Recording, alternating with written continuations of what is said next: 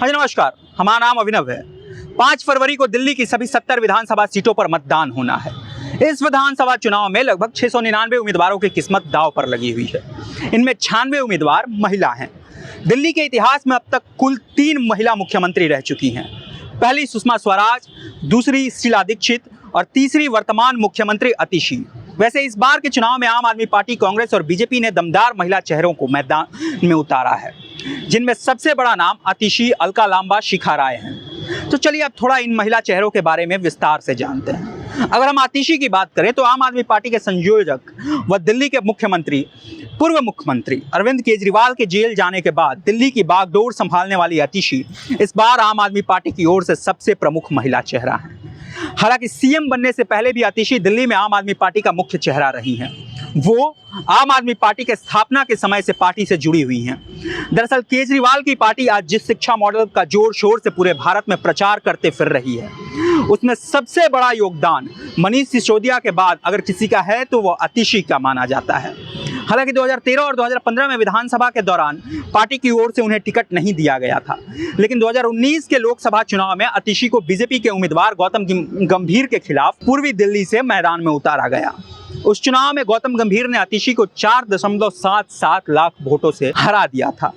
इस चुनाव में अतिशी तीसरे नंबर पर आई थी। इसके बाद 2020 के विधानसभा चुनाव में आम आदमी पार्टी ने अतिशी को उम्मीदवार बनाया और 11,000 वोटों के अंतर से बीजेपी उम्मीदवार धर्मवीर सिंह को हराकर पहली बार विधायक बनी वो। इसके बाद शराब घोटाले में सत्येंद्र जैन और मनीष सिसोदिया के जेल जाने के बाद अतिशी का दबदबा पार्टी में बढ़ गया और मार्च 2023 में उन्हें कैबिनेट मंत्री का दर्जा मिल गया। फिर सितंबर 2024 में उन्हें दिल्ली की सीएम बना दिया गया। पार्टी ने उन्हें एक बार फिर दिल्ली की कालकाजी सीट से चुनाव में उतारा, जहां उनका मुकाबला कांग्रेस और बीजेपी के 2 दिग्गज नेता अलका लांबा और रमेश बिधूड़ी से है।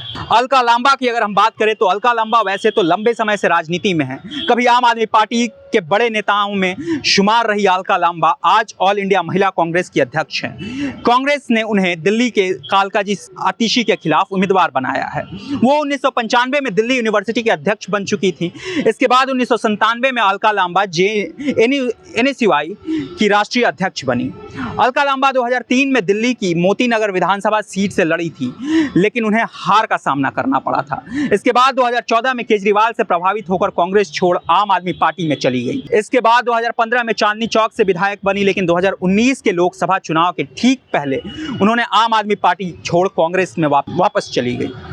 अब शिखा राय की अगर हम बात करते हैं तो बीजेपी की तेज तरार और मुखर नेताओं में के रूप में पहचान रखने वाली शिखा राय इस विधानसभा चुनाव में बीजेपी का मुख्य चेहरा है। शिखा राय पेशे से वकील हैं। बीजेपी ने उन्हें ग्रेटर कैलाश विधानसभा सीट से दिल्ली सरकार में मंत्री सौरभ भारद्वाज के खिलाफ उतारा है।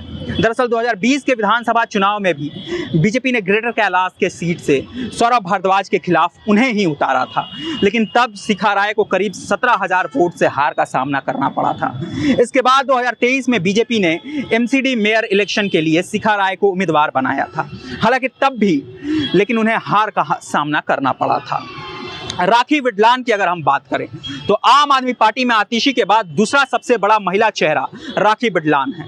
पार्टी के नज़र से देखें तो राखी इतना महत्वपूर्ण चेहरा है कि पार्टी ने उन्हें पहली सरकार में कैबिनेट मंत्री का दर्जा दिया था।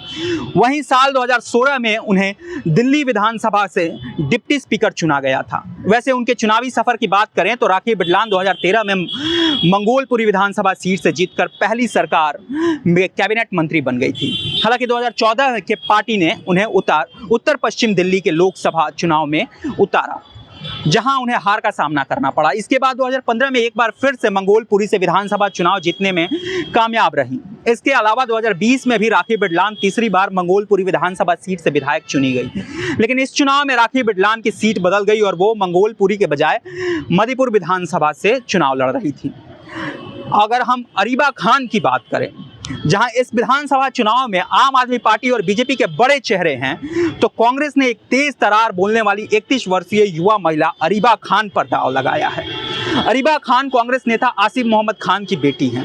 आसिफ मोहम्मद 2 बार ओखला विधानसभा से विधायक रहे हैं, जबकि 2022 में अरीबा पहली बार पार्षद चुनी गई थी।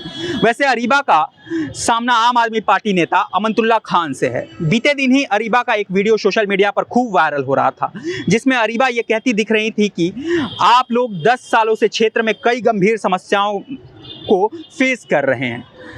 विकास के मामले पर प्रशासन की जाति हो या केजरीवाल सरकार की बेरुखी, मैं इस क्षेत्र की हर तकलीफ से रूबरू हूं। आज मैं आप लोगों से वादा करती हूं कि आपकी हर परेशानी को दूर करने का प्रयास करूंगी। मैं ऐसे आदमी की बेटी हूं जिसने हमेशा आपकी रहनुमाई की है।